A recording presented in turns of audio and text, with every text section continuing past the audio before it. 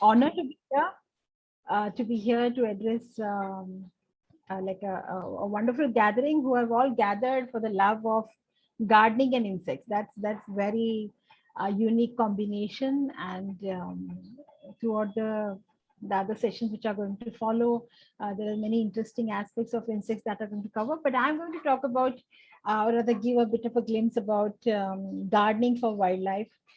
In fact, it was some 7 years ago, we actually started an online course on gardening for wildlife. We are probably the first even to do that, because that concept as a gardening for wildlife was still very new, but now I think it is catching up, which is very good thing. So gardening for wildlife primarily involves that keeping one section of your garden for wildlife.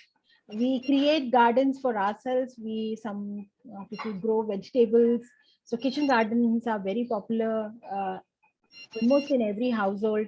But garden for wildlife is something unheard. And I think by the concept, garden for wildlife means it's not that you're going to invite snakes and lizards, the ones which are actually not, they play a very important role, but yet are not in, people don't want them in the garden. So we are not talking about them. We're talking about bringing birds, butterflies, bees, moths, all different kinds of, even frogs. So all the small fauna, small macrofauna can be brought to your garden. And this could be done by various methods. First is that one needs to have an acceptance. I'm sorry, there is some kind of disturbance that's happening. So I don't know whether it is from my end or there's some beeping happening. Kindly mute yourselves, everyone, please. Kindly mute. Thank you, Vijaya. Thank you. Yeah. So first of all, it has to start with the fact that you are ready for having wildlife in your garden. Yeah. Everyone will say yes to birds and butterflies, but sometimes you will get animals which you probably wouldn't like. Okay, people don't like, okay, bees coming to their gardens because everybody thinks that the bees are going to sting us. They will not like the wasps, or they will not like the beetles coming, or snake, or even the like earwigs. So there are a whole lot of other allied species which actually come along with our this glamorous species like butterflies and birds. So I think the administrator can mute everybody, and then I can unmute myself. सगळे तसे तयार केले तू तिकडे मला सगळ्या बिया पडल्या की लगेच रोप उगवतात तेच त्यांनी सगळे पिशव्या मध्ये टाकून Please, Dr. Prachi Shirkar, please mute yourself, Dr. Prachi. Because if I go to mute everybody, then the speaker will be muted. We have two platforms which are linked, so please cooperate. Thank you. Thank you. So when we have to think about gardening for wildlife, there are a few basic things which are needed. One is obviously food, like the roti, kapda, or makan. The same funda applies for wildlife also. So they also need a food which your garden should be providing. They need to have a shelter. They need to have some cover for them, so that they can spend time during the daytime or night time resting in your garden. So and also a water source. So starting from, if we have to talk about the food, so food are of variety kind of thing. So there are bee attracting plants, there are butterfly attracting plants, there are plants that can attract bats. There are plants which can attract birds, especially in fruit-eating birds or nectar-feeding birds. So there's a whole lot of plant information is actually even available online. One has to just look up online and just see that which all plants could be found in their own locality. And even if you are not very sure whether that species is found, you can always go for the scientific name of the plant and see the nearest species or nearest genus plant is available. So getting an idea of it will be helpful. So planting the right plants is important. So identifying first, so one has to start by setting one if you don't want to transform your entire garden into wildlife garden, fair enough. You can just keep one corner for wildlife and be ready to accept the fact that this part of your garden will be messy. It will not have the clean, manicured look. In fact, all the clean, manicured gardens, what we see are, we call them, we call them as the plastic gardens. Why? Because they are just meant for appeasement for a human eye. They are not meant for attracting pollinators. They're not meant for animals to make their habitat. Birds will not go and do nesting. So because they're completely manicured and they're constantly trimmed and cleaned, and in many gardens, I think pesticides are really like openly they have been sprayed upon. So these gardens will never attract any kind of wildlife. So therefore, I call them as a plastic garden. So even if you are interested to have this, so this practice has to go away of using any kind of pesticide for that matter.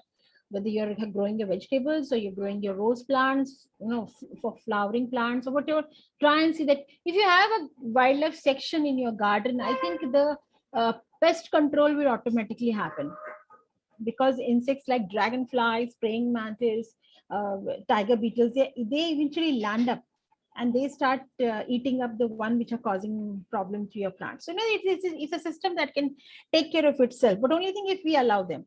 So one is that you need to create a space which you can keep messier. You have to plant right plants. I just mentioned that you can. So based on the plants, you can create a butterfly garden, bee garden.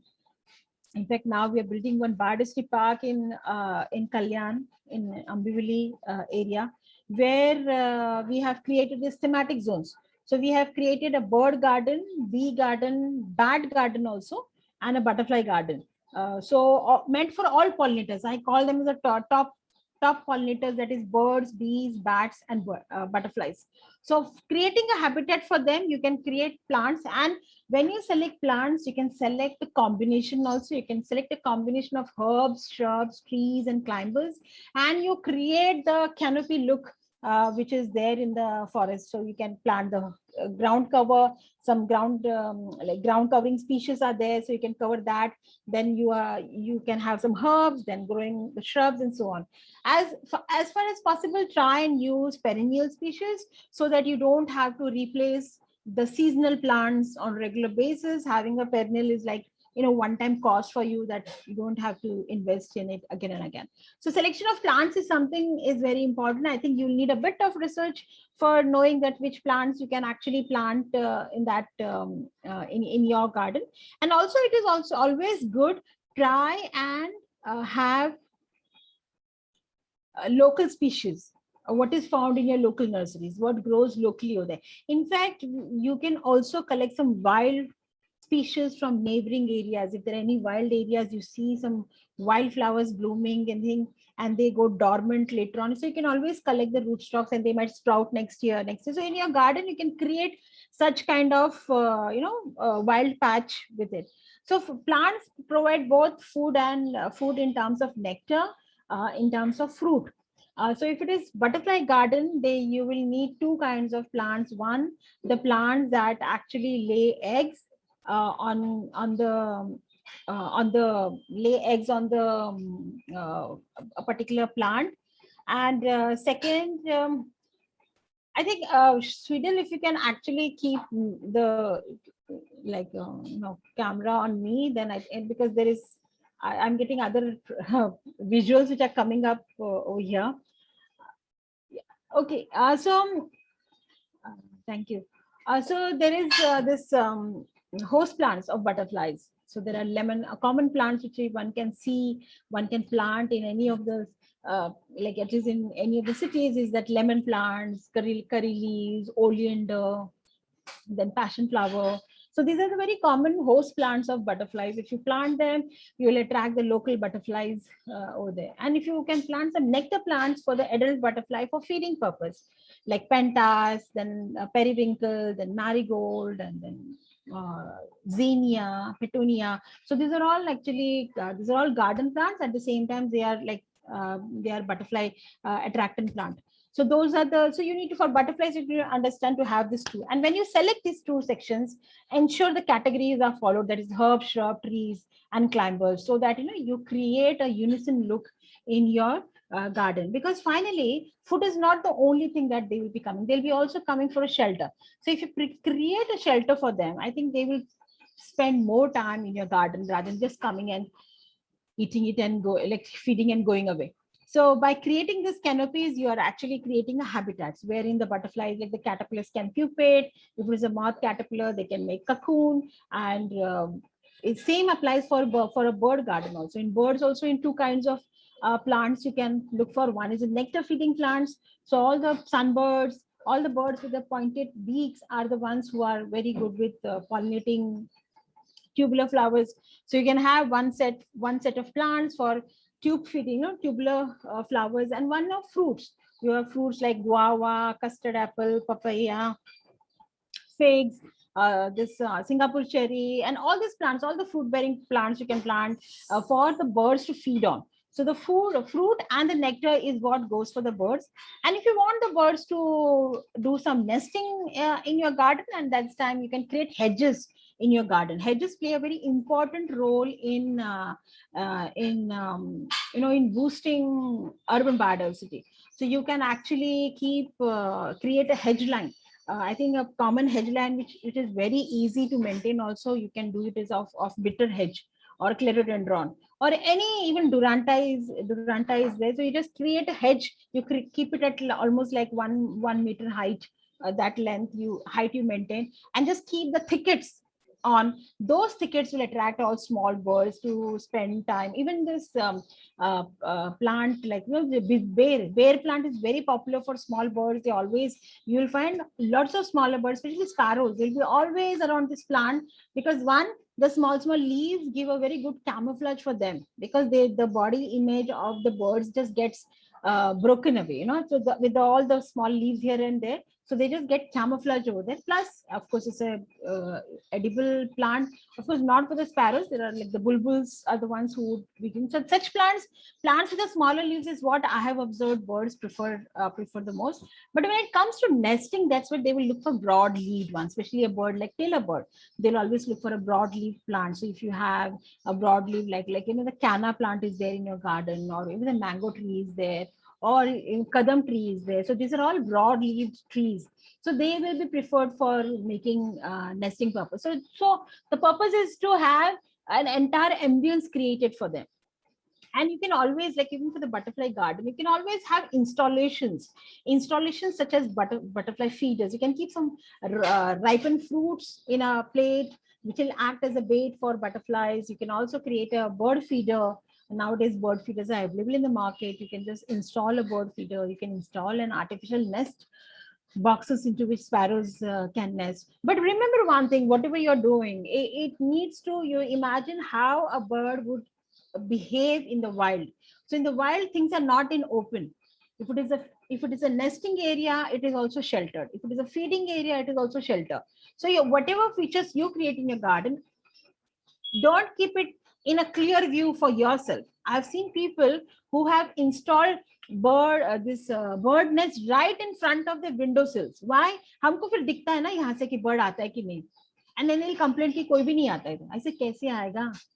I said you're watching it, it's completely open. So that's what the bird will not prefer, that kind of location to be. So if you create more secure places within your garden where a bird or any animal will feel comfortable to remain there. So that is what you have to create. Water plays a very important role in all the, whether you are creating for birds, whether you're creating for butterflies, insects, water plays a very important. One of that water brings a very interesting feature to a garden. So having some small ponds in your garden, nowadays you get the ready-made ponds also.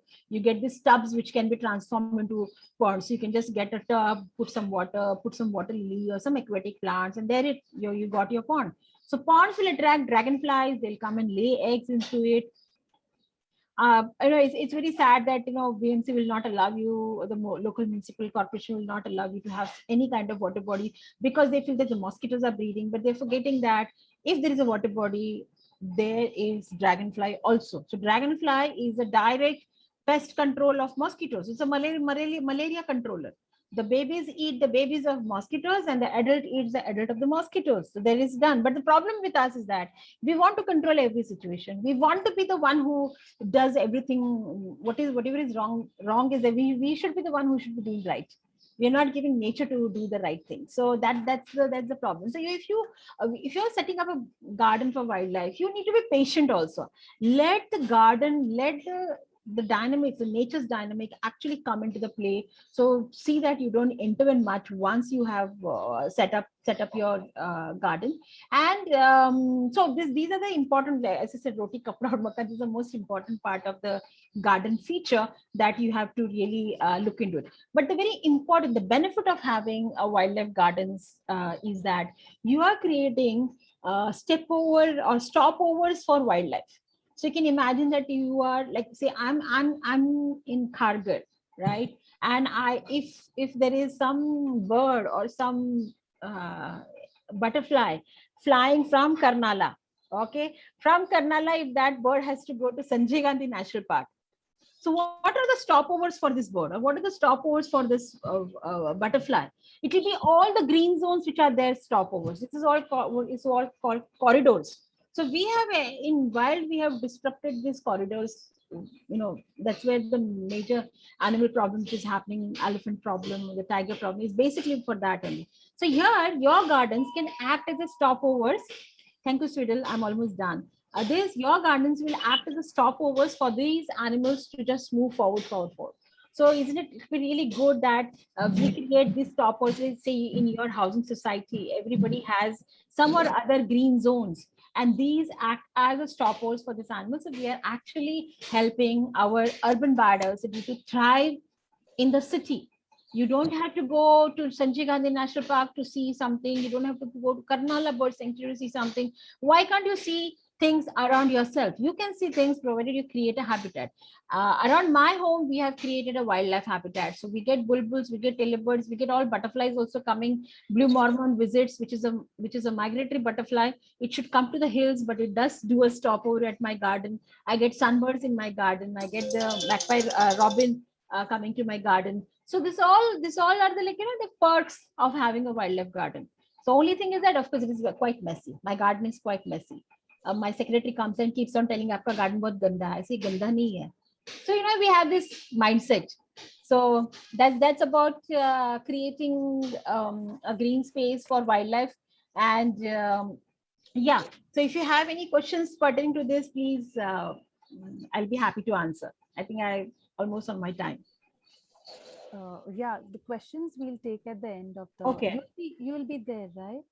I may have to excuse myself, but it's okay. I'll be like, you can let me know about the questions. I'll be happy to answer.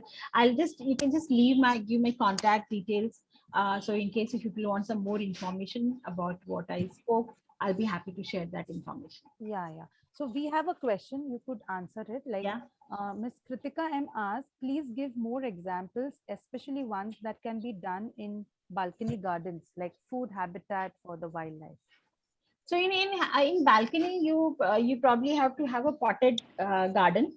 So in potted garden also, you can create this canopy levels, which I just mentioned. So there are different types of pots available now.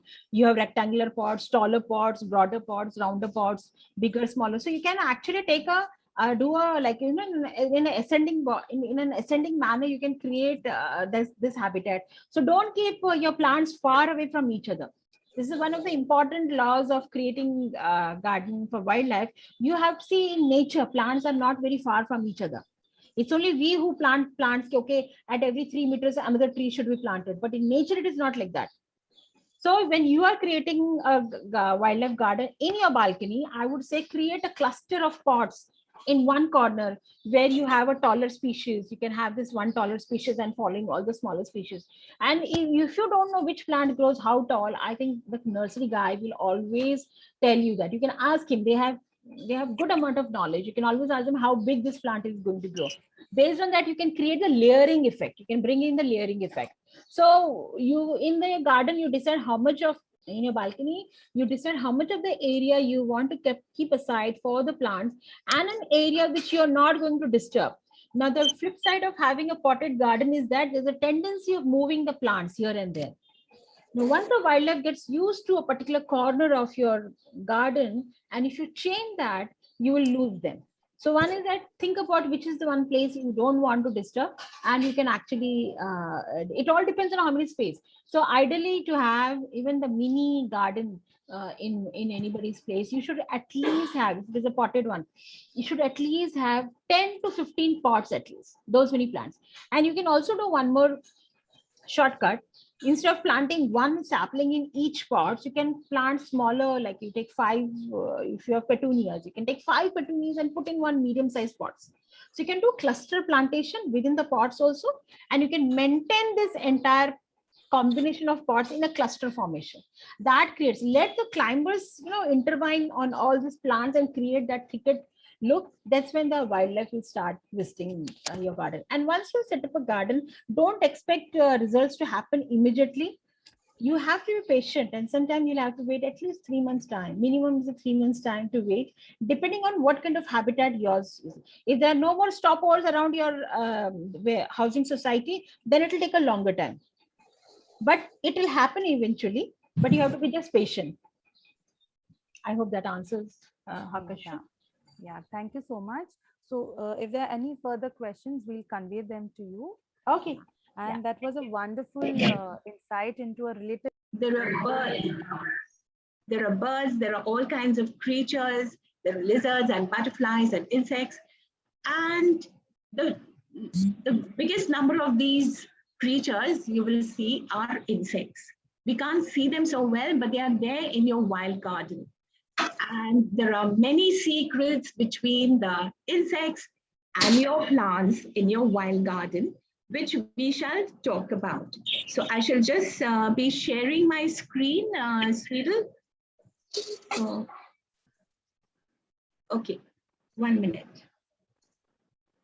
Can you see the screen? Yes. Yeah, 1 second. Yes, ma'am.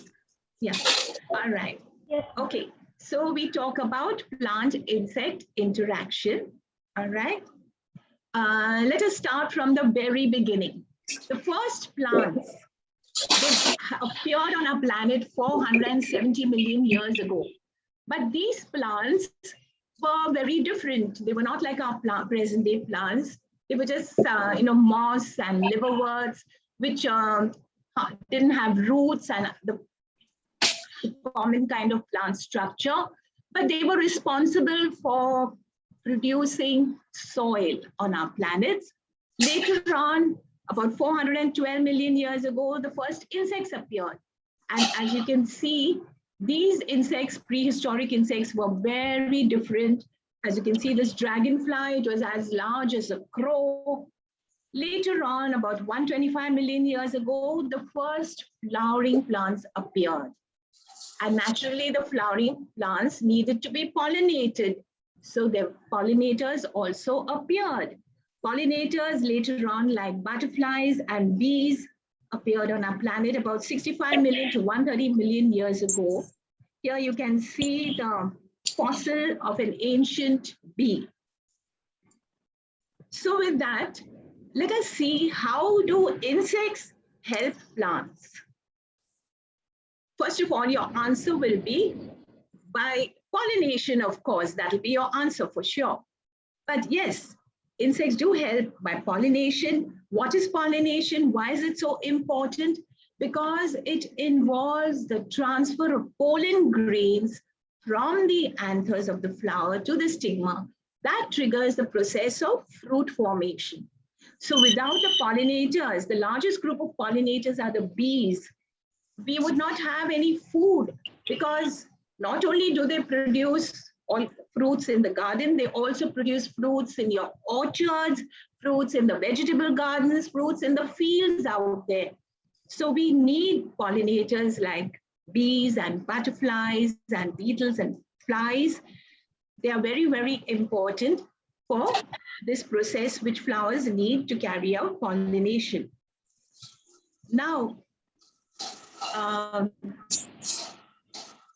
There's another thing, many plants have plant pests growing on them. What do you mean by plant pests? The aphids and thrips and mealybugs, which suck up the juice of the plant and ultimately the plants die. But as just mentioned earlier, there are natural pest controllers, and they too are insects like this ladybird beetle over here, which loves to eat the thrips and the other pests like mealybugs and aphids.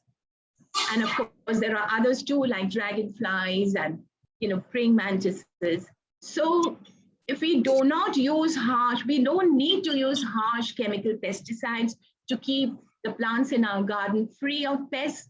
There are natural pesticides which will come on their own, like these insects. Now, what do you see here? This is a red silk cotton bug. And around March, April, if you happen to be near a red silk cotton tree, that is the time when the flowers of the red silk cotton turn into pods and the pods burst, and a lot of the seeds embedded in silky cotton come down like snowfall. And when it falls in the ground, you will observe there are scores and scores of these red silk cotton bugs jostling with each other, trying to get at the seeds in the silky cotton of the red silk cotton. Now, what is there in the seeds for these insects? The seed coat has a special oil which has a chemical called gossypol, which these bugs simply relish, so it's like they want to get drunk on it. And while trying to suck up the juice from the seed coat, they help the seeds by loosening the seed coat, and they help the seed to germinate. So these are the little secrets that plants and insects share, and they depend on each other for that. Of course, all of us know about insectivorous plants. Why do some plants need to eat insects? It is because these plants happen to grow in soil which does not have so much nitrogen. Plants like us need nitrogen to build up proteins. And so to supplement their diet, these plants have adapted to eat insects. Like this picture was taken in Kars. This is the sundew plant, Drosera indica. And what you see, it has these special adaptations, these long stem-like structures, which have hair. And at the ends of the hair, it gives out a sticky kind of a secretion, which shines in the sun and sparkles and looks like dew. And that's why it's called sundew and attracts the insects.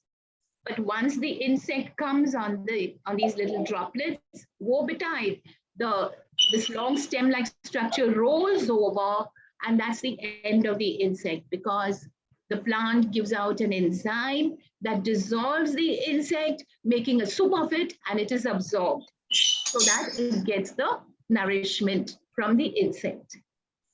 It's a one-way kind of benefit. There's another sundew plant which also grows in Kars. This looks almost like a flower. This is Drosera burmani. It looks very attractive again. The hair-like structure are colored and they have the sticky secretion to draw the insects. Now, this kind of a flower, I don't know if you've ever come across it. It's not an insect-eating plant, but it is an insect-trapping flower. And it's called commonly the fly trap.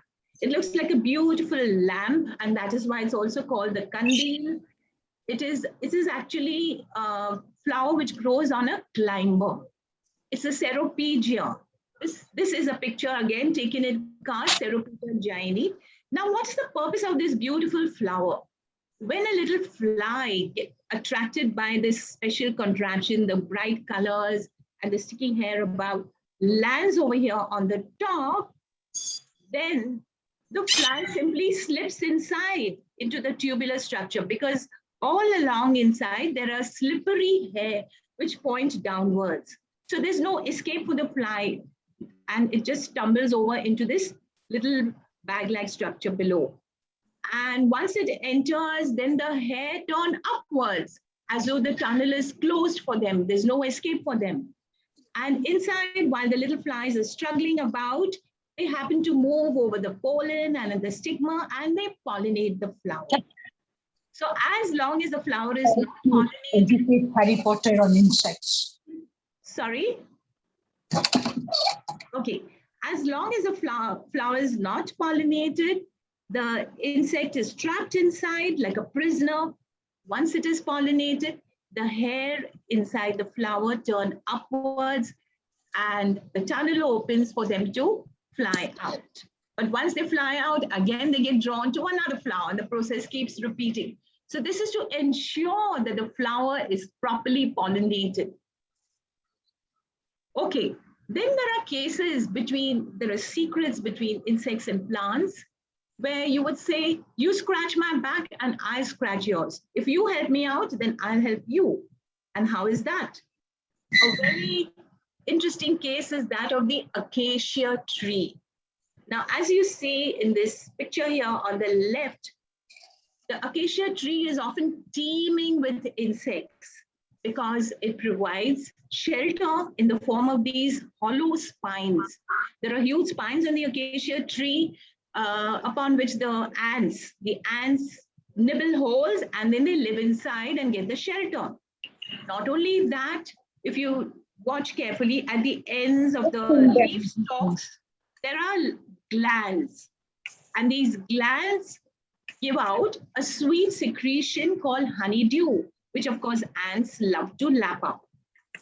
In addition, what you see here on the right, very often the fat globules, reddish colored fat globules appear at the ends of the leaflets of the acacia tree, which the worker ants bite off into tiny pieces, and they stuff these pieces of fat globules into a pocket-like structure, more like a sac, which is there around the neck of the ant larvae.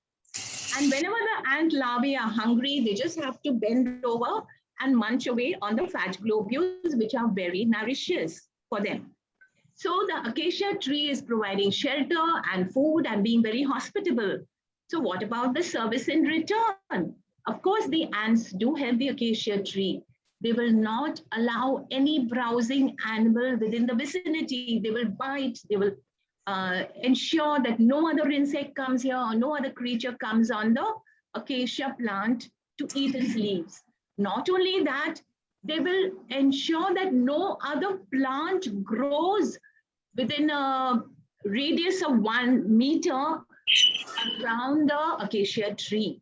If a sapling happens to grow or another climber happens to grow close to the acacia tree, immediately the ants will bite off the sapling and make sure they don't grow so that the acacia tree is free from any kind of competition. So this is the kind of extreme interdependence between the two. Now here, this is an illustration from one of my books. What you see at first glance are white flowers. These are the yucca flowers, which are found in the arid regions of Mexico and the surrounding areas. And if you look carefully, amongst the flowers, there are several moths, which also look like the flowers, white furry moths. Now, there is another very strong relationship between the yucca moth and the yucca flower. Very interesting too. The female yucca moth actually makes a little hole in the immature ovaries of the yucca flowers, and then she lays her eggs inside that immature ovary of some of the yucca flowers. She won't go to all of them. Now her eggs will hatch and the little caterpillars will come out inside the immature ovary. And what do the caterpillars get to eat? There are immature seeds inside the ovary of the flower, which the caterpillars merrily enjoy. After a couple of weeks or so, it is time for pupation for the caterpillars. So they turn into cocoons. And then ultimately, they emerge as adult moths. Both male and female moths come out from that ovary, and then they mate with each other. And the male moth, its role in life having been accomplished, dies. But the female moth will go to another flower. And before she lays her eggs in the ovaries of the other flower, what does she do? She actually physically collects pollen from the anthers of the yucca flower with her tentacles and takes them to the stigma of the flower, makes sure that the flower gets pollinated. And then she will go and lay her eggs again in the ovary, and the cycle continues. But not all flowers are used by the moths. Some of the flowers are allowed to mature and allowed to form ovaries so that they can propagate. So it's a very strange kind of relationship. Now here again is another illustration from my book. I don't know if you can identify. This is a fig. So there are various fig trees like the banyan and the peepal and the gular and so on, umber. And all the different fig trees have their own specific pollinator in the form of a fig wasp. Each species of fig wasp is specific to the particular fig tree. Now, the fig wasp is what helps the fig flowers to pollinate. But where are the fig flowers? They are inside this fig. This is the cross section of the fig. There are three kinds of flowers inside the fig. There are the male flowers, the female flowers, and then there are sterile flowers. So the particular fig wasp enters the fig through a very tiny opening. She has to struggle to enter inside, and in the process, she may even lose her antennae and her wings. But enter she does. And as she enters inside, she comes across the male flowers, which are actually immature at this time, and they're sleeping, you can say. So she goes further inside and comes across the female flowers of the fig, very tiny microscopic flowers. So the first thing she does is she unloads the pollen which she has brought along from another fig flower. There are pouches on either side of her abdomen, and she spreads all this pollen over the stigma of the female flowers to ensure their pollination. And then she goes further in and lays her eggs on the sterile flowers. The sterile flowers form a kind of, enclose the eggs in a gall. A gall is a special structure, you know, little round structure, which protects the baby wasps inside the gall. The baby wasps eat the tissues of the gall, and ultimately when they are mature, the wasps come out, both males and females. Once they come out, they mate with each other, and then what happens? All the male wasps which have been born, they are blind, they are wingless, but they all gather together to dig out a tunnel, to excavate a tunnel for the females to exit the fig. Now, before the females exit the fig, they will once again pass across the male flowers which are near the entry, which have by now matured. So once again, they will collect the pollen from these mature male flowers, stuff it in their pouches, and fly out, and the cycle repeats. So this is the story of the fig next time you come across a banyan or peepal tree. Now let us see, how do plants help insects?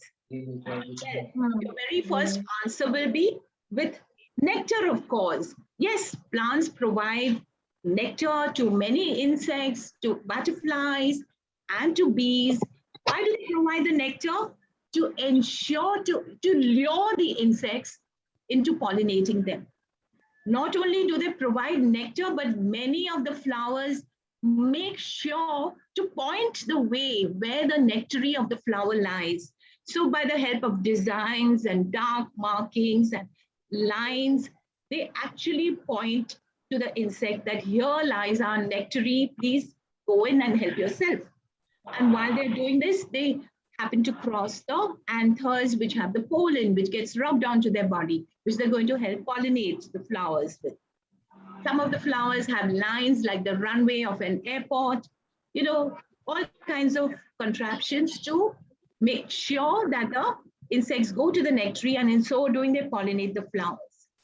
Now, here's another case of plants helping the insects. Why are there so many blue tiger butterflies? What are they up to? There are no flowers, but there are a lot of dead, rotting leaves.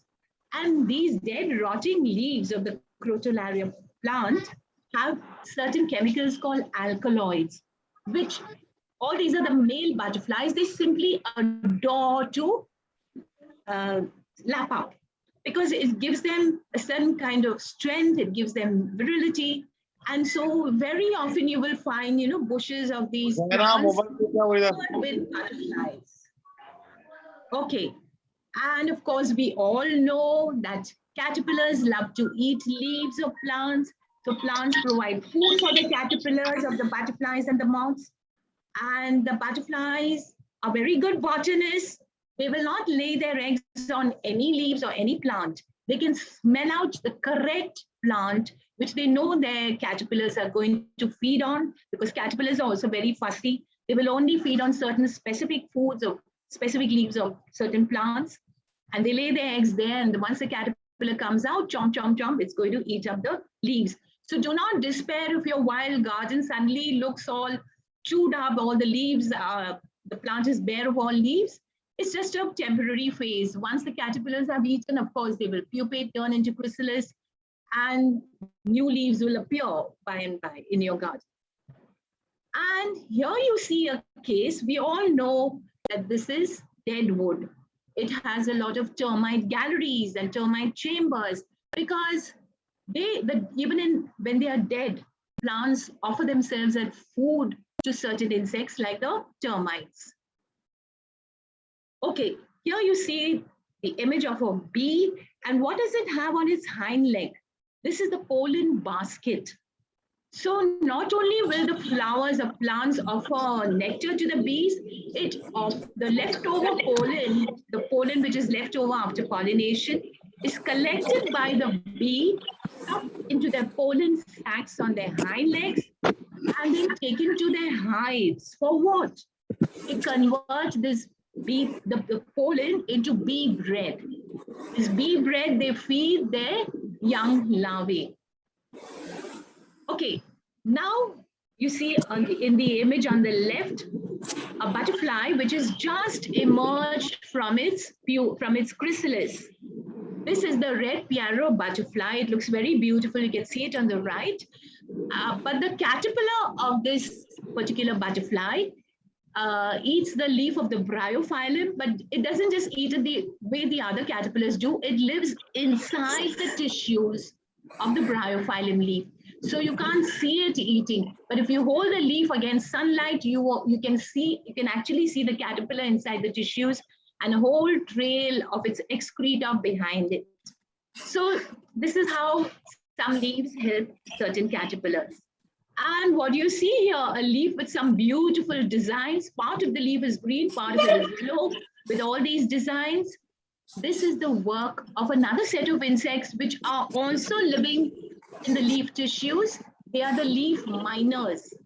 The leaf miners are tiny bugs which live inside, they feed on the leaf tissues, and as they move around, they form these beautiful rosettes. Can we have everybody on mute, please, so that everyone else can also hear without disturbance? Thank you. Okay, now here you see another thing, strange thing. A set of sticks covering a caterpillar. It's a moth caterpillar which we call bagworm. It's a bagworm moth, and it's completely covered with an armor of sticks. It bites off the sticks of the correct length and glues them onto its own body so that it is protected from any predators, leaving only its head exposed, and with the help of its mouth, it hangs on to the plant, moving up and down the plant and feeding on the leaves. As the caterpillar grows, it bites off bigger sticks to form a bigger armor. So this is how the plants are helping this particular moth too. Okay, I don't know whether you have come across this kind of a nest on the ground. When you go into the forest, you're bound to see this, a rosette-shaped nest made out of mud, but it is very strong. And it is the nest of certain ants, which are known as the harvester ants. And there are this is only the surface of the nest. There are chambers up to 2 meters deep inside. So what do these harvester ants do? Just like our farmers harvest grain when it is ripe, these ants also collect all kinds of seeds from the forest or from a nearby field, and they come up to their nest. Before they enter inside the tunnels of the nest, they dehusk the seed. They remove the husk, throw it out, and then carry the seeds inside into the chambers. Here, the worker ants will take over.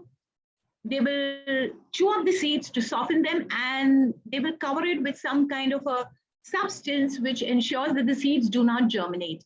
And all these seeds, softened seeds, are stored deep inside the chambers for the young baby ants, the larvae, to feed on. So it is amazing. Sometimes in villages, when there is a famine and there is not enough food, locals are known to have actually dug up these nests and collected the seeds which are stored inside for their own food, to feed their own mouths. Okay, now we have another case of plants helping insects. I don't know if you've ever come across bees carrying bits of leaves, pieces of leaves. Where are they off to? These are actually the leaf cutting bees. You know, if you see a rose plant or even the amalthus tree leaf, sometimes you will see perfect semicircular cuts in the leaves. The leaves have been cut up in semicircular shapes, and they're carried by these leaf cutter bees into any kind of tunnel they find where they are going to make their nest. It may be a keyhole, a deep keyhole, or maybe something below the tube light. And they'll use these pieces of leaves to line their nest. So it is like a cigar shape. You see it over here. So this is how it looks from inside. And here you see another case of ants carrying pieces of leaves. They cut up the leaves and they carry it into their underground homes for what? They carry it inside, hand over the pieces of leaves to the worker ants inside, who chew up the leaves, and then the queen ant of the colony injects a certain fungal culture onto the leaves so that they turn into fungal balls.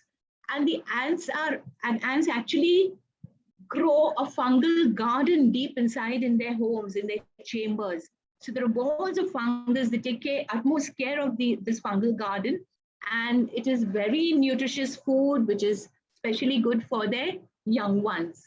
So this is all that is going on secretly inside your wild garden.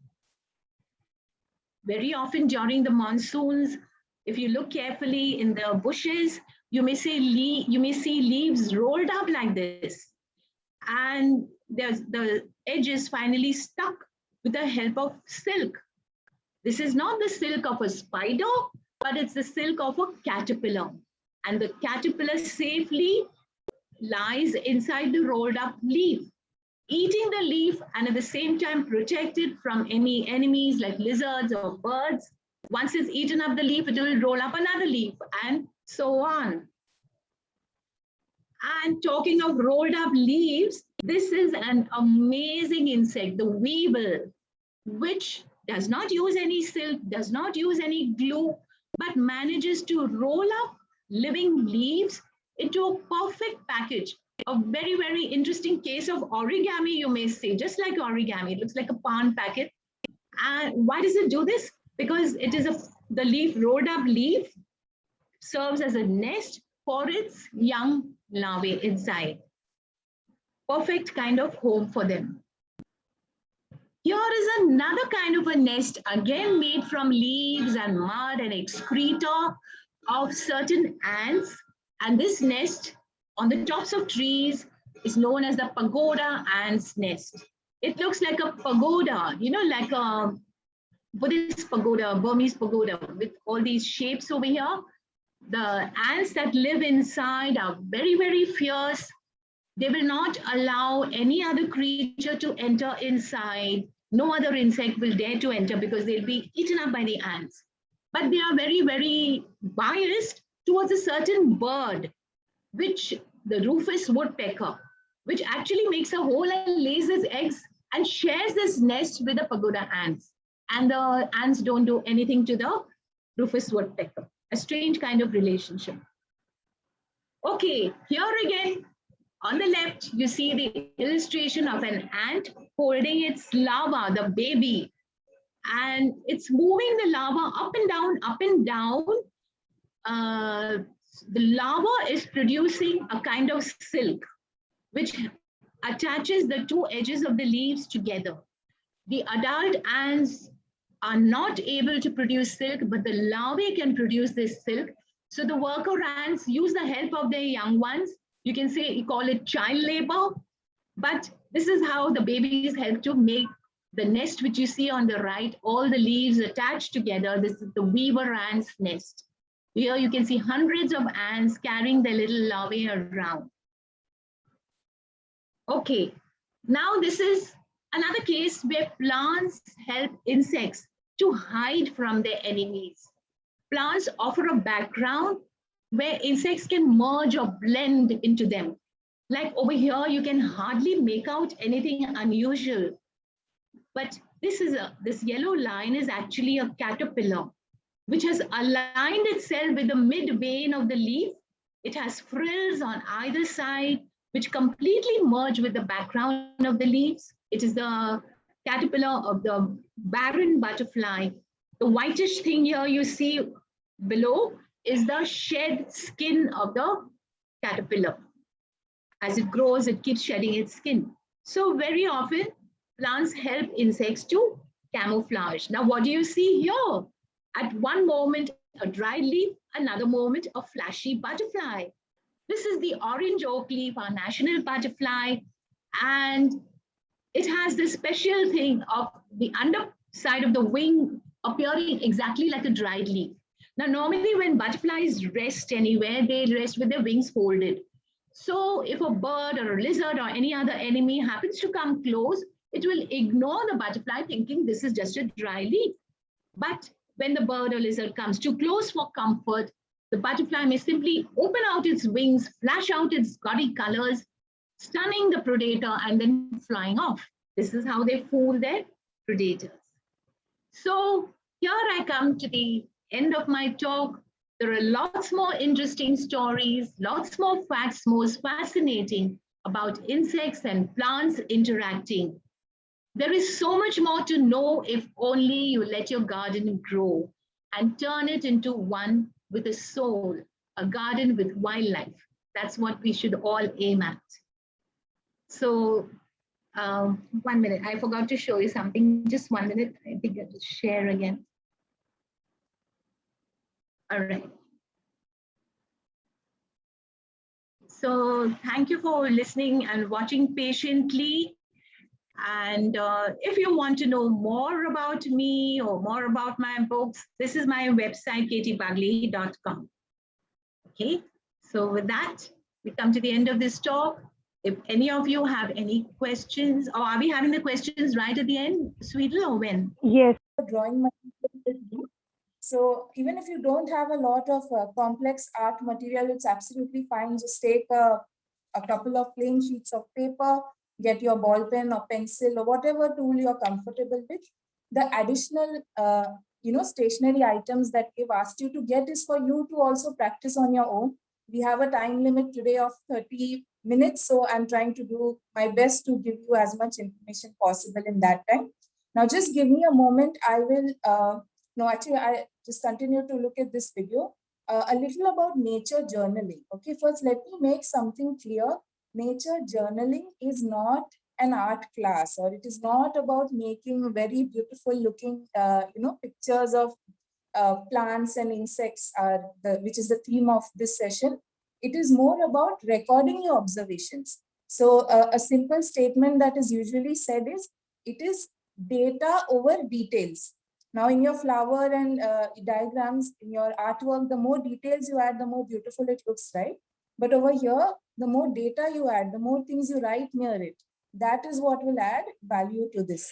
I'll show you, before I mount my camera to show you a do-along with me, I'll show you a couple of pages from some of my own nature journals.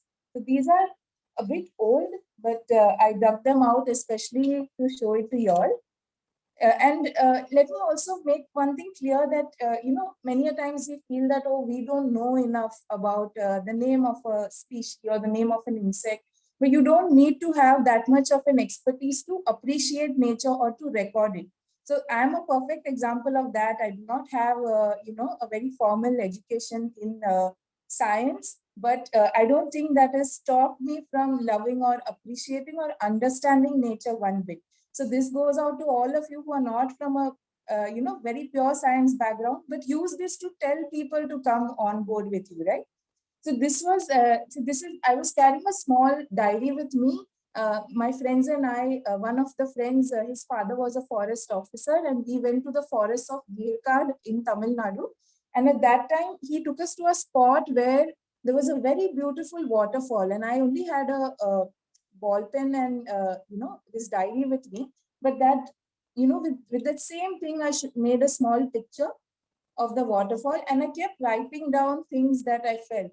And what I was feeling at that time was so much bliss in the presence of that green rainforest that I literally had tears of joy in my eyes. And I compared that to the waterfall. So it was like the water is, the rocks are crying and I'm crying at the same time. So, you never know what nature makes you experience. So that's why a journal like this is the best to keep with you.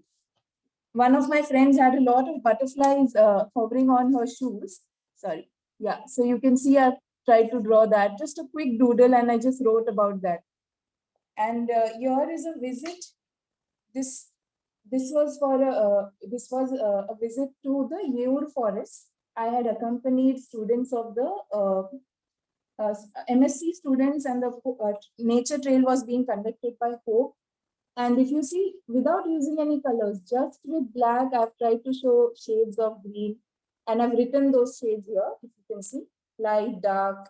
So even today, after so many years, when I look at these pages, I get an idea of what I was experiencing at that moment. This is a stream.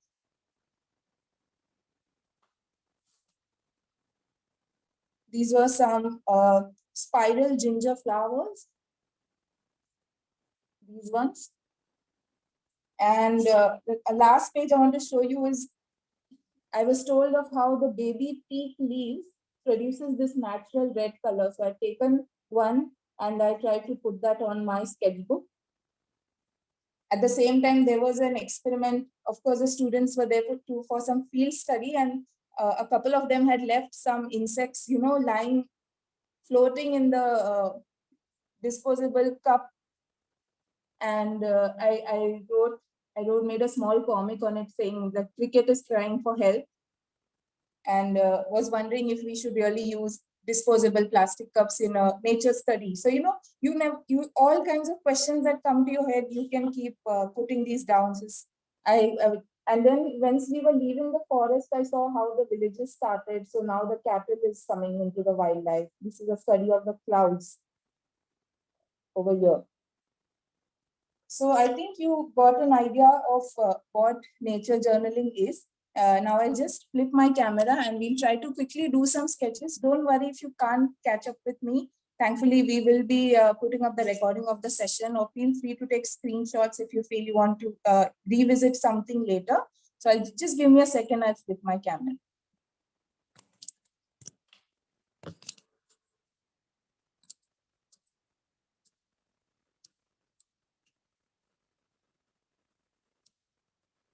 Yes, I hope you all can see the paper, get your tools with you. And yeah, so first what I want you all to do is keep your hands right in front of you. Make a tight fist. Everyone, tight fist. Yes, good. And now slowly loosen. Tight fist, very tight, as tight as possible. Yeah, all energy. Yes. Now loosen. Tighten. Loosen. Now, like you're kneading the dough, okay? In any direction, just move your wrists. Now, opposite direction. That's nice. Yeah, and now wriggle your fingers. We're getting our hands all warmed up. Think of them. They're going to help you do this journaling workshop well. Yes, very nice. So now we are all ready. Let's get started. Now, I know you all had to get a multiple, different tools, but I'm telling you to pick any tool of your choice which you're comfortable with. So I might be using a pencil and this black sketch pen because I'm most comfortable with it. I might use my ink pen for writing. Okay, so pick anything that you have and keep it in front of you. Now what I'll do is this A4 sheet, the sheet of paper that you have, just turn it, fold it into half. Fold it into an exact half, almost making it like a book. Now there's no size limitation. I just showed you a tiny journal that I had and a big journal that I had. No size limitation. If you're using sheets from a drawing book, don't bother tearing it, but just keep in mind that we are making a book-like feeling. And now, before we start, with your favorite tool, I want you to quickly draw straight lines. Quick straight lines. This is your warm up with the tool. So first we made our fingers loose. Now we are going to get acquainted with the tool we are using. It's like starting your vehicle, starting your bike. This is getting acquainted. Don't worry, the lines don't have to be straight, exact. No one is looking at your work. This is all just for you. Now I'm making waves and do it as quickly as I am doing it. Don't think much. Right? Waves, and now I'll end it with circle. Ovals. I'm using ovals, circles. Yeah. So now my pen and I am warmed up. My hand and my pen have gotten to know each other. So now we'll start with our journaling. So now when you do this in real life, obviously you will be doing in front of a live scenery. We're talking about gardens. Most of you all might be having gardens. So the best place of doing it is having the garden in front of you and then sketching it live. But right now we don't have that liberty. So what you can do is do along with me. Whatever I draw, you draw. If you're very comfortable, like I asked you all to get some plant in front of you. I'm going to keep mine. It's a small cutting of a money plant with nice root system developed in this recycled glass bottle. So I'm just going to keep it in front of me. So feel free to do step by step as I am doing. We'll now first start with the drawing of a dragonfly. Now imagine that your garden is, say, near some water body and there's a beautiful dragonfly sitting. You're very lucky that this dragonfly is still for some time. It's not moving around. It's now resting, or it's maybe taking its afternoon nap like us, right? So what I'll do is, now when I look at a dragonfly, if you see a dragonfly, the wings are transparent and the most solid part is its middle body. So I'm going to draw that. Whatever is the most darkest part, always draw that first. So for me, I'm drawing the tail of the dragonfly like that, almost like an inverted chili. So this one is sitting with its tail up. That is the pose we're looking at.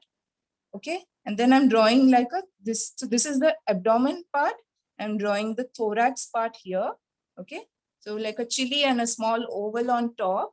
And then below this are the eyes. Nice big bulgy eyes. Okay. And then the mouth, the jaw over here. Okay. Don't, again, like I said, it's not an art class. Don't try to make it as perfect as possible. So this is what I'm seeing. Imagine I'm sitting at the garden, I'm looking at these. Then I see its digitted legs, its feet. Not drawing too much of detail. 6 legs, but maybe one of them is behind. You can't see them clearly. So I'm drawing it this way. Okay. And now in nature, what happens? When you go to draw from life, you will first see the most prominent thing. Like in the dragonfly, I first saw the most prominent thing is its body. Now the dragonfly that I've picked for us to draw is the red veined darter. Okay. So in that, the color is nice, red and conspicuous. Now, if I keep looking at it, I'll see more details. Now, the more I look at it, I see, oh, it has segments on its body. So let me draw those. Maybe if you are too close, you can count. But for now, I'm just drawing the segments. And then a good way of rendering something is see shade and light. So now there is light from top. Obviously, usually shade will be at the bottom. So I am using the pen itself to give some shading. Okay. I'm using these oil pastel colors. Like I said, it's a red dragonfly. So I'm just lightly coloring this whole dragonfly. It's completely red. Of course, I can't do this from memory. I have to look at the live insect in front of me. Okay. And the wings are the last thing I draw because it's transparent. I don't want to add any color on it.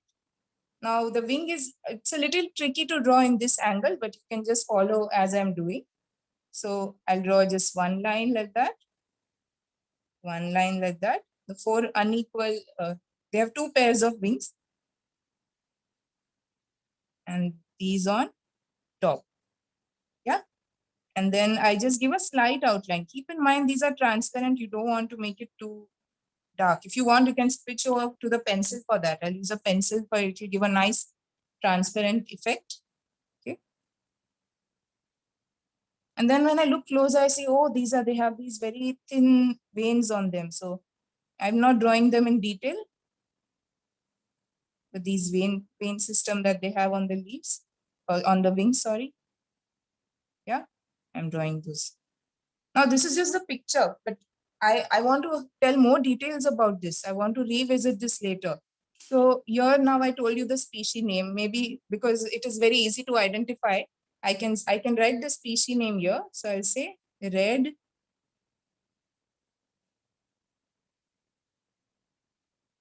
veined. Is vein spelling correct? Sorry, I keep making spelling mistakes. Is it correct? Or is it IE? It's correct. Correct. Okay, thank you. Red veined darter. Okay. There you go. Now, if I don't know the species name, I'll just write dragonfly. That's also fine. I'll just write dragonfly. But you see, now this is the most important part of my journals. I'm writing them nice, big in capital letters. Dragon, no space here, I'll take it down. But write it neatly because journals are something you're going to visit. You must have written your science journals. No? Your teachers always told you write it neatly, very presentable. Because the more presentable you make something, you would want to look at it later. And now I'm using my ink pen to write my notes. Now I say, the first things you should write is, where are you sitting right now? What is the sky like? What is the temperature like? Okay, so I'll say, let's imagine it's a beautiful, early morning scenario. So I'll say sunrise on a Sunday. I try to get a little poetic when I write. So you can do that, or you want to have a storytelling feature, you can do that. I'm writing it over here. You can write it over here. Let's say sunrise on a Sunday. This dragonfly sits calmly. Add your own personify the animal. You just look at it and just keep thinking, what is it doing? Sometimes you see an insect is very restless. Maybe it's in an alarmed situation. Sometimes it's just very calmly sitting there. So just observe that insect's behavior. So here we discussed, so this is one thing. You write the title of that subject you're drawing, add a few lines. I'll also add the time. So I'll just say, I'll imagine early morning time and write 6:08 a.m.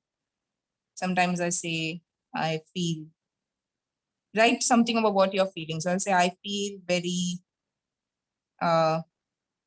mesmerized, or say, I feel very calm. Okay. And if you're traveling with someone, write their names. Now, over here, now when you're observing the insect, right, you can write, say, I see, say, 6 segments. So you can always put arrows and add details for things you can't color. Now say, just for an example, now this dragonfly here had a nice purple color. I don't have purple in my palette. I don't have time to draw that purple. What I'll do is, I'll just add an arrow. Maybe I'll do a close up. Okay, not purple. So this particular dragonfly has some black spots. So let me just show that itself. So I'll do a close up of the end of its tail. Use a thicker sketch pen. Okay, and then I'll show the segment. Now it's a close up, so the segments are more clear. And now I'll add those black spots. And then I can say black spots seen here. Black spots. So I showed you three things now. You write your name, you add a few lines. You can always put arrows and add the extra details, right? And if something is very small, you add a close-up and add black spots seen. Many a times people write things and they want to identify later, or if you want to identify later, add question marks. Like next to dragonfly, you write species. Which one? Or 6 segments or 5 segments, check. So these are notes for you to refer. Okay. And it's always nice to draw a little bit of background. You know, this dragonfly sitting like that in the thin air looks a little odd. So I will always add, you know, a base. So maybe here I'm drawing the stalk. It's sitting on a small stalk of a grass. Okay, it's sitting on the grass stalk. At the background, there are smaller stalks. Okay, and maybe the little bit of the lake or the pond that I see. I can just add that. So now immediately it has become a landscape. It has become a nice journal entry for me. I'm interested in the color of the sky also. There's no hard and fast rule. You have to journal insects, so you won't add those details. In fact, even sometimes, even if I see an interesting human being in that area, I would journal it. I see a forest guard, or I see a child doing something, I will journal it, because all of that adds to the scene you're watching. So you see, I made the 6 a.m. orange sky. I have the dragonfly here. So now we'll move to the next animal. And what I'll do is I will try to show you how to draw from this live plant that I have. We'll look at this leaf and then we'll draw a small insect on it. So we've drawn one, we'll draw 2 more insects. So I hope you all are done with this. I'll move to the next page. Okay, or I'll show it right here so that you can keep looking at this. Yeah. So now when you're looking at a live piece, like you can do this looking at the potted plant in front of you. First thing you see is, what part of this do I want to draw? Do I want to draw the entire bottle? Do I just want to draw the leaf? Or do I want to draw a bunch of leaves together? You decide that. I've decided I want to draw this particular leaf because I see it has some interesting, the chlorophyll pigmentation is a little interesting here. So I want to, record this one. Maybe you're not able to see it that clearly, but you see it in my drawing, okay? So what I do is, so once you have decided that, just decide where in the page you want to draw. Like I said, the journal has to look presentable. So now I say, okay, here I've added a lot of details. So maybe this corner is good for this leaf, the lower corner. And the overall shape of the money plant leaf, you all have seen, it's like a heart shape. So you can start drawing that like a nice heart shape. Drawing plants is the easiest because they are never going to move unless you physically try to move them. So if you want to start your journaling practice, start with plants and then slowly move to insects and birds, because not everyone will stay still for you, right? It's not still life. And I divide this leaf, typical leaf drawing. Now I want to be a little adventurous. I'm not going to draw those pigments with my pencil. I'll draw it with my colors directly. If you don't have colors, okay, let me do this. I will show you how to draw colors with just the black pen. So you'll get a practice of that. Now, when you're drawing just with one black pen, the darkest colors are shown like that, with close lines close to each other, or you hatch them close to each other. Okay, and the lightest colors are shown with distant lines. So the more far they are, the lighter they appear. Okay, so hatching can be either like that or this. So you will see how I render this leaf and get an idea. And in journaling, you have to carry minimum tools. You can't carry your entire art kit with you, or no, you're purchasing many things. You know, even with, say, there's a tissue paper lying in your bag and you have a ball pen, you should be able to take notes. But ideally, keep a dedicated notebook that you can carry. Okay, so now I'll start from the darkest part. I see the edges are darker, so I'll just draw dark lines here towards from the edges.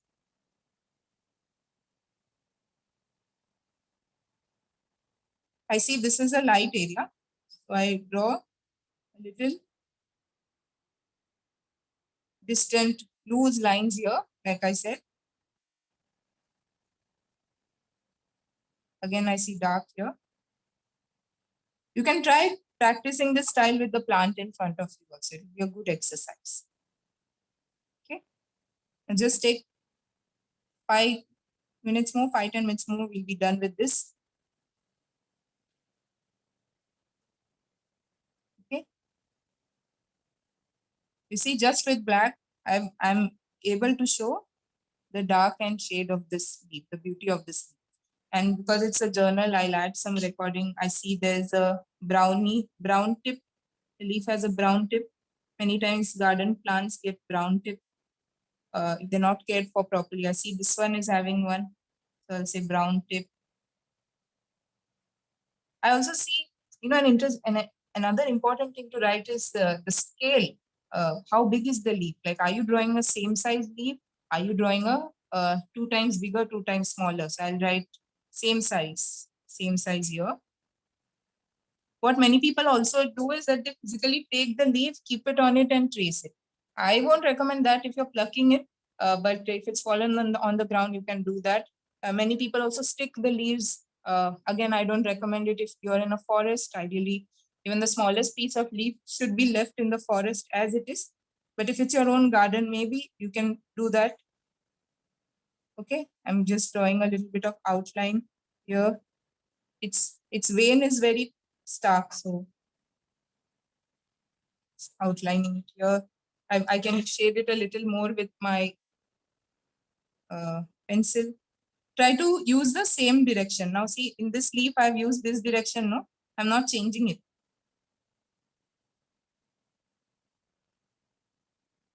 Okay. Ideally, now for recording, you can write how many yellow and dark patches are there here. And what you can do is now, like I said, only leaf in thin air looks odd. So I can draw some background. Look at the stalk and see what else is there. I see some other stalks in the background. So I'll just draw that. Now suddenly it looks little natural because I gave it some background. On this, we are going to draw an interesting little Mr. Cricket. So this cricket is a very common insect. You all must have seen it at home in your, especially if you have gardens. The one we are drawing is a field cricket. Okay. Now, very interestingly, the field cricket's body is like a field cricket sport bat, is what I've observed. So you draw a bat without a handle, and it becomes the main body of the cricket. And then I'll divide it. Okay, I'm dividing it into a head. So the cricket that I'm drawing is a field cricket, which is usually black, brown, dark red color. Okay, and it has these very, rabbit ear type hind legs. It's very prominent. So we draw that at the end like that. So this is a top view of the cricket. And legs coming here. You see, with just simple shapes, because we don't have time. Just keep in mind we are on field. Maybe we have to go at any moment. So just quickly, what is needed, you sketch. Even we are grateful for the cricket to be sitting calmly. Even this one doesn't move much, so it's an easy insect to sketch. Okay, draw its 4 legs, digited legs. Okay. Of course, I have been doing a lot of drawing practice, so these lines might be quicker for me. But once you start doing it, you will get a hang of it, and you will develop your own style of drawing. I draw nice long antlers. Now this same cricket is actually sitting on this leaf. Say it was sitting on this leaf. So I'll draw like a small black dot here to show this guy was sitting here. And the close-up thing I explained, no? I will try to show that. So maybe I'll show a dotted line now. So it's a close-up. Okay, dotted line, 2 lines. So it's a close-up. Cricket. And I'll say cricket on the leaf.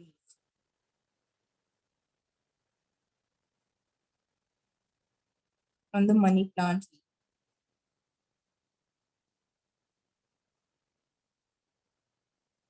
Okay, this side and underline. I'll write the time again. So say this is a real time thing. So I'm writing the time right now. You want to add a few sentences like how we did here. Maybe you can add it this way. You can fill the entire journal. Many people do that. I like to keep a little white space. So I'm keeping some space here. So we've drawn the cricket, we've drawn the dragonfly, and now we're going to draw a last animal, the very easy to draw ladybug. It's like both Shubha Lakshmi ma'am and Katie ma'am said, it's a friend of the garden, again a predatory insect. So ladybugs are very easy. Just say it's on a marigold leaf, but that we'll draw later because that's the background. So just nice circle, very cute looking bugs these are. Okay, nice circle. And we'll draw this one in a little different angle. So I'm going to take, okay, so sorry, make it a little oval. Sorry, I started it wrong. I'll draw it again. So we'll draw a little oval like that. Okay. And then this front part is the head. So I'll divide just a small front part of it this way. And then it'll have black spots. Depending on the species, the one I'm drawing has black spots like that. Okay. Here you go. So the main structure of the ladybug is done. Now I'll draw nice thin legs. One at the back. Its head in front. I'm drawing another small bulge to show the head. And nice antlers. And I'll color it red.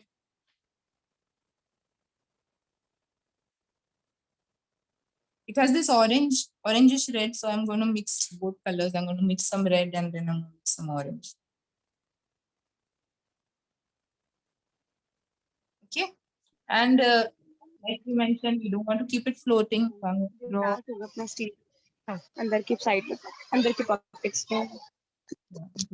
a leaf. There we are done. It's always nice to add some shadow, okay, below anything you draw. See, immediately gives a 3D effect. And here I'm using a different handwriting.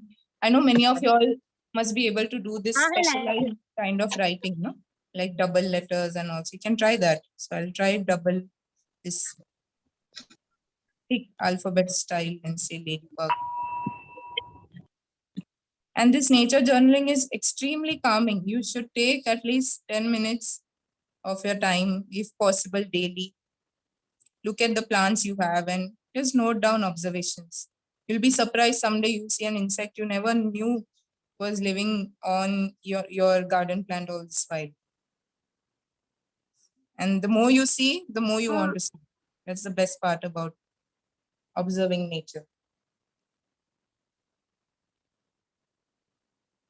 It teaches you patience, teaches you to calm down. You can't hurry in these things because nature itself has taken millions of years to evolve. So you can definitely put in extra 5-10 minutes to observe it better. And whatever field you are, whatever thing you're doing, not necessarily from field of science, observing nature definitely will help you. It will just grow you as a person. Yeah. So there we go. I hope you all enjoyed the session. You all have done a lot. 30 minutes is not a lot of time, but still I'm hoping you all have managed to pick up something. If you don't mind, can I see someone's works? If you can just show it in the video. Excuse me, ma'am. Yeah. Oh, wow. Lovely. Oh, sir. Thank you. Ganga, sir. Lovely. Lovely. Oh, Ma'am, wow. when I Yes. was in the garden of my society, I saw a Oh, lovely. insect that was like dragonfly, but it was slimmer than dragonfly. Okay. Oh, I can see so many works. Lovely. Great work, guys. And you all have, many of you all have done from the potted plant. That's amazing. Yes. You brought back childhood memories, ma'am. Thank you. Thank you. Manan, Beautiful. you are amazing. I have learned a lot today. Thank you so much. Thank you. Thank you. Oh, Katie, ma'am, thank you. You can see it. Yes. Lovely.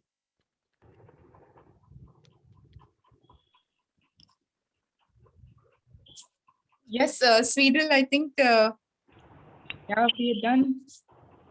Yes, I don't need to tell you what people have felt about your session. You have already got